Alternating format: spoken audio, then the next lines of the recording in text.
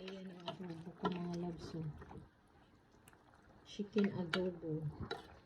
Ginisa ko lang yan sa sibuyas bawang. Tsaka ilagyan ko ng pamintang durog. Tsaka laurel. Wala nang gulay mga loves yan. Tsaka beans. Ayan mga loves so beans. Ilagyan ko ng beans. And then lagyan ko ng itlog. Diba? Itlog ang ilalagay ko. Lagyan ako ng adobo mga loves. Ayan. Adobong manok. Adobong manok ang aming ulam ngayon.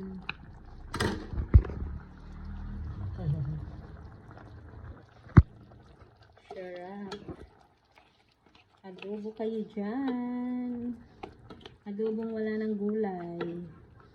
Beans lang nilagay ito. Ayan. Tsaka itlog. Masarap na yan.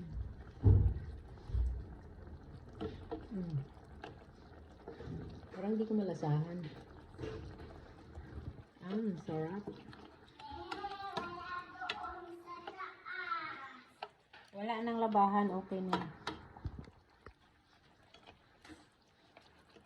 Ayan. Ang sarap-sarap na ang aming adobo.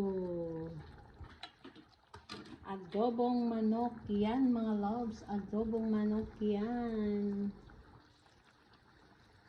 Thank you. Thank you for watching.